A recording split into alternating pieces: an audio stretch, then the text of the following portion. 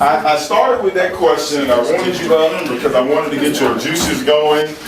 But the belief behind that is simply that God is moving and is working. And oftentimes we sit and we think about what it is that God is calling us to do. But what my push is for you to speak that, get it out into the open such that now people can hold you accountable, such that it turns into action. Such that it turns into action. Such that it turns into action. All right, so we're back now, going to the second session. This is a quick review. There are ground rules. I'm not going to go through them again. Again, we want you to keep. That's not a yawn this morning. Oh, yeah. Thanks for the reminder.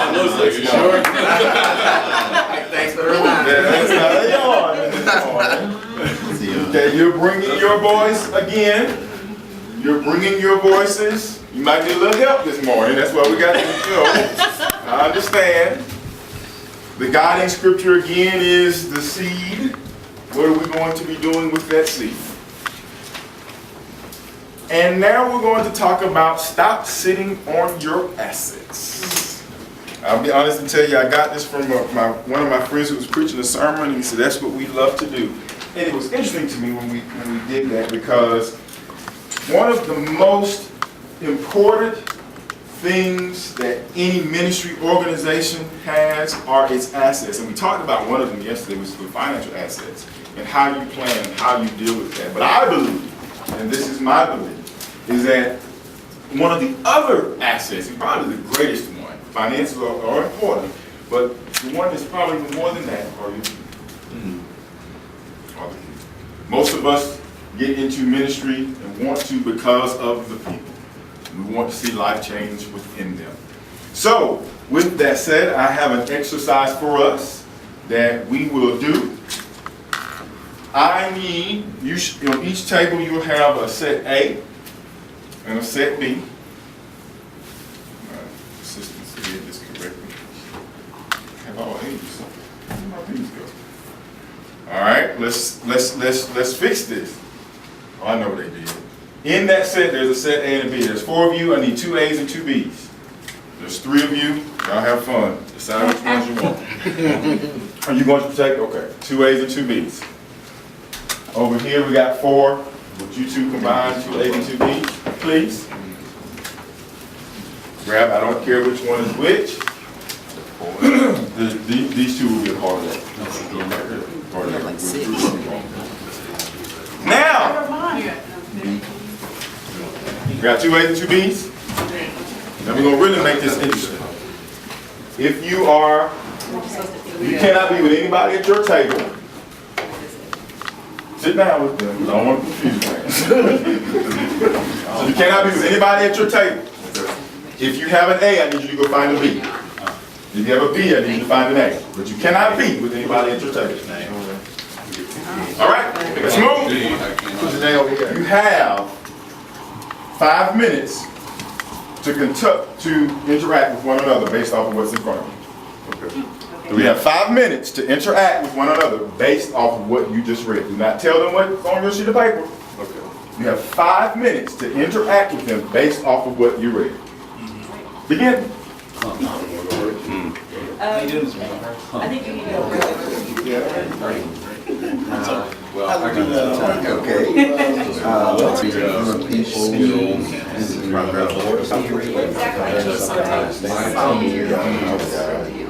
So right now we have begun the activity and facilitation process through Stop Sitting on Your Assets, which is dealing with how do you deal with people, how do you find and move people from one place to the other, how do you deal with any type of circumstance, somebody who may want to be a part, somebody who doesn't want to be a part, and giving you all kinds of reasonings and all kinds of questions.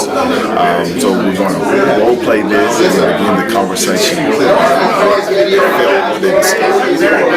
Please go back to your original seats, or you can stay where you are. All right. Whatever you and your friends and partner decides to do, that's absolutely positively up to you.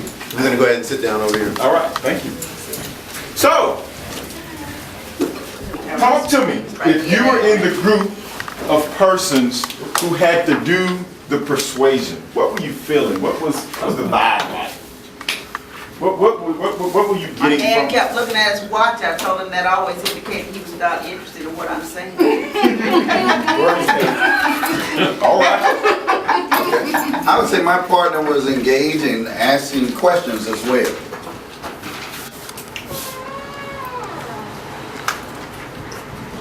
Woo! Welcome, Renee. Hello. Anybody else? These are some of the people who were doing the persuasion. I think he was kind of interested, but he gets so tied up with that watch. When you saw that, I told him to his face that it was very annoying and he should I was stop. gonna ask you, what'd you say? What did you say? And I asked him what I said to him. what did he do when you said that? He kept doing it. It's a habit. He's obviously been doing it for a long time. Yeah, it was hilarious to me because whenever I think I'm a relatively decent conversationalist, and so right whenever Very well of yourself. I do. I think fairly well of myself, and to be able to enter into this conversation only to realize that immediately it was a one-way street, and that was it. I hate to say it, but I kind of checked out myself because whenever someone does this, the time like immediately clicks off for me that they're not here, and so part of me becomes investing in these questions. Well, should I spend the next 4.5 minutes trying to convince this person, first of all, that it's important that that my conversation, my time is worth them listening. My conversation is worth them hearing. And also whether or not it's worth me sitting here trying to convince them. So. It's that time, you're a nice person, you're very perceptive. I said, Anybody else who was doing the persuasion? Toby reminded me a lot of girls that I had conversations with in college. I got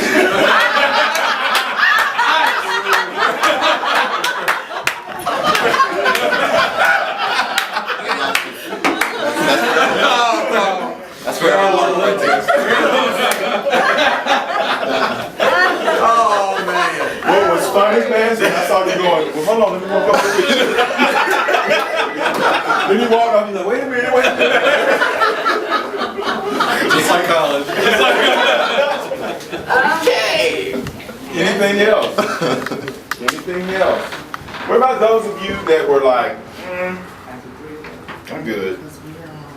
I'm happy with what I'm already doing. What were you thinking? I was thinking that Vance he was determined. He would not quit.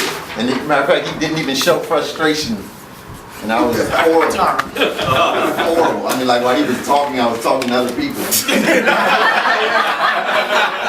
And not in the breaks. It wasn't in the breaks. It was like while he was in the meat of his sentence, I would go talk to you. I said, are we finished? Yeah. The first time you tapped me on the shoulder, I was going to ask him, oh, I forgot what he's doing. Then he drugged me into it, and I'm feeling sorry for him. He stopped talking midstream, and I'm like, I should have participated in that. Wow, that's something I didn't think about. Yeah, I felt bad. I mean, I'll do that to one of my friends, but people I just met in the last day, it just felt rude. Yeah. Of course, he's too smart. He figured it out. He called me out in like 2 minutes. I see what you're doing. Whatever. When he called you out, Yeah, I wasn't shooting that either.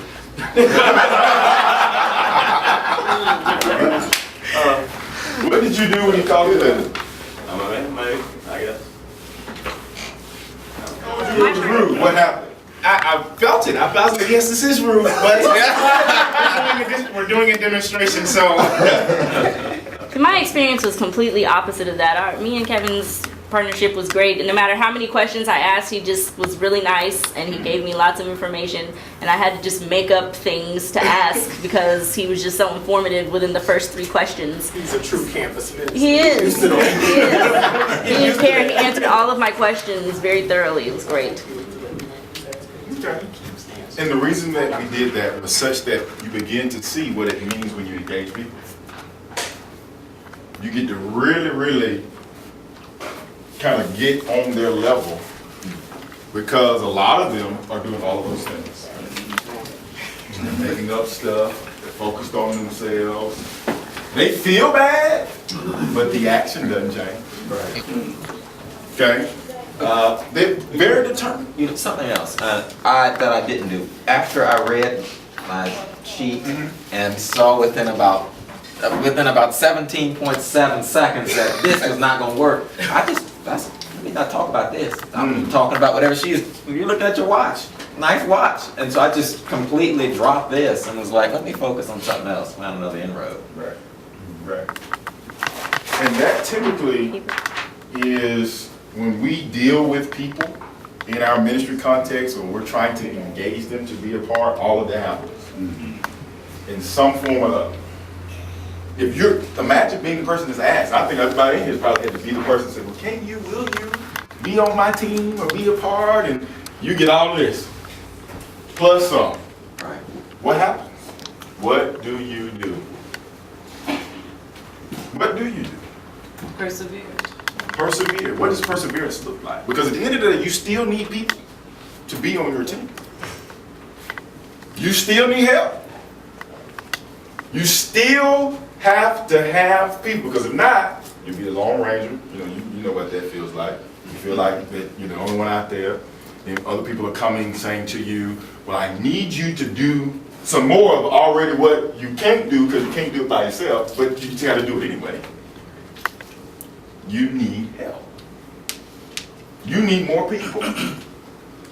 How do you get more people? How do you get more of the greatest asset that God ever created? How? What do? How do you make them stop focusing on themselves? How do you make them quit making up stuff? I mean, it sounds nice. It was very engaged. I'm sure Kim was like, wow, she's got some great questions. He felt like, she's just making this stuff up now. I say to people all the time, when you're in positions of influence, as we all are, people will always say to you, yeah, I'll do it. Yeah, I'll be there. Because they don't let you down. And you have to know that when you engage them. Notice that I didn't put anything in there where somebody said, yeah, I'll jump in. I'll be a part of what you want me to do. Because really the work is getting them to that point. So, how do you go about that? What are some good experiences? What are some good things that you have experienced that have actually led to people not necessarily being there, but really committing? That's a question that I want us at individual tables to talk about. We always focus on the negative. I remember when I was standing out there and nobody would, and I couldn't get, and I was the only one, and I was the only one. There have been times where you have actually had the opportunity to what I call gather crowds of people. Share those with your table.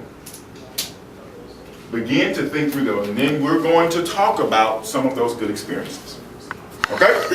On your notepads, somebody be the scribe for me, please.